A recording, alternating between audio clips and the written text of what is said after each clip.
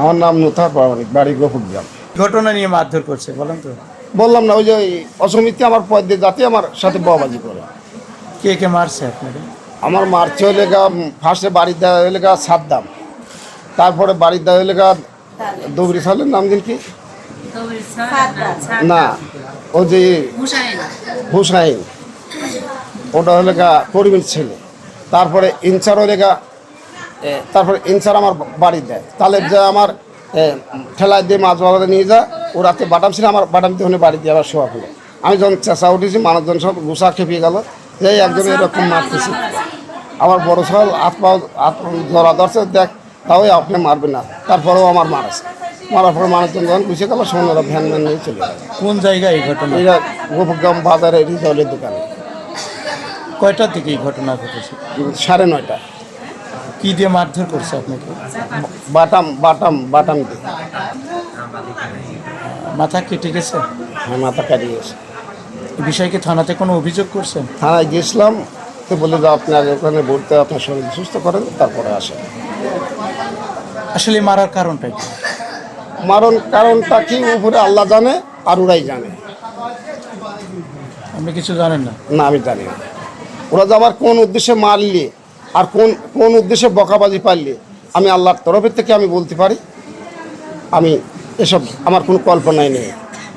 আচ্ছা, ওনাদের মেয়েটা নিখোঁজ হয়েছে বিষয়ে আপনি কিছু জানেন? না, আমি তাও জানি না। কার মেয়ে নিখোঁজ হয়েছে?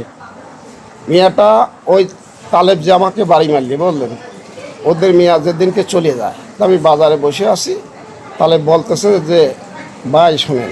আমি কি কথা যে ফরিদ ডাক্তার সাথে তো আপনি ওর দোকানে বসেন টসেন, তো এখন ওর দোকানে ওই ছাওয়ালটা আমাদের বাস্তিটা নিয়ে গেছে, তো আপনি একটু জানিয়ে দেখবেন তো ও খবর টবর কী দেয়। তা আমি এই কথা কওয়ার পরে তারপর আচ্ছা ঠিক আছে শুনবেন, তোমার ছেলে ফেলের দোকান পর লাফা চলে গেছে মারবে, দরকার নেই, ফিরে আসুক, আমি শুনবো। আচ্ছা, পরে ফরিদ ডাক্তার কলাম কোনো সন্ধান জানো তো তাহলে বলো। তো কথা আমি আল্লাহর ক্রিয়ার কাছে জানিনি। এই নিয়ে দ্বন্দ্বে শফি লিডার বইছিলে আর রশিদ মেম্বার বইছিলে বাজারে বসা। ওরা বসলি পরে ওই জালালকে ধরে একটা রাখলে পরে যখন ওরা বলতেছে, এরা ওসমান যা করছে, জালাল তো একটা রাখে লাভ নাই, তো ওকে শাড়ি দিলি পরে তাহলে ও মেয়া ছেলের খুঁজে আনতে পারে। এর ভিতরে ওর বাড়ি থেকে ফোন আসলি শফি লিডার কাছে যে ওর মেয়া কথা বলেছে, আমার চিন্তা করা কাম নাই, আমার মতো আমি চলে আসি, আমার ভালো লাগছে চলে আসি। এই কথা বাজারে শফি লিডার কানে আসলে তখন আর কোনো কথা নাই। ওসমানও দায়িত্ব নিলে ওই জালালের 2 দিনকার দায়িত্ব নিয়ে দিলে জাল সরিয়ে গেছে। আমি এইটুকু জানি, আর আমার কোনো জানিও না। ডাক্তারের ঘরে কি ওই ছেলে থাকতো, যে ছেলেটা ওই মেয়েটাকে নিয়ে গিয়েছে? হ্যাঁ, ওই ছেলেটা থাকতো, ডাক্তার ঘর থাকতো। পরে ডাক্তার এই তথ্যটা দিতে পারে নাই? না, কয়ে আমার সাথে কথা বলে না।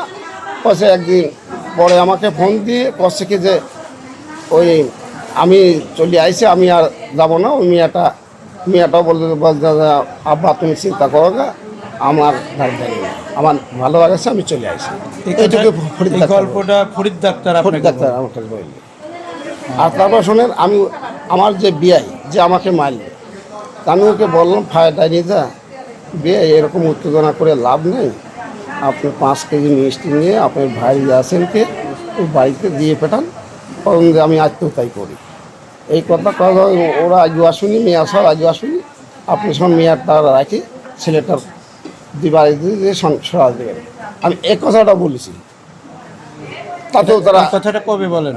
ওই 2-3 দিন পরে যখন ও বাড়ি ফর যা ওরা ভাঙচুর করে আসলি, ওই দিনকে এই বুদ্ধিটা দিলাম যে এই বুদ্ধিটা করেন, তাহলে আপনারা তাহলে মেয়েটা হয়তো তারা মনে করি কুটুম তাই করবো আসবি, তাহলে এলেটা এই বুদ্ধিটা নেয়।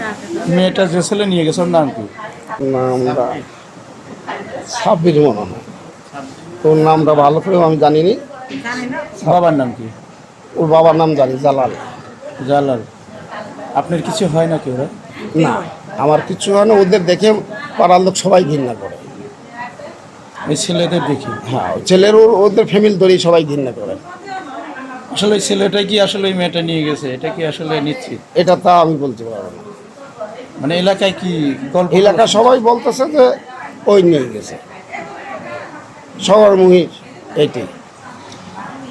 সেই বিষয় কেন্দ্র করেই কি আপনাকে মারছে আসলে? না ও তাও আমি বলতে পারবো না, ওরা কোন বিষয়টা আমার মারলে আর কোন বিষয়টা আমার বকলে এই 2 দিন ধরে বকতেছে। এই তারপরে কালকে আসে আমাদের ধরনের ওদের সাথে লাফালাফি।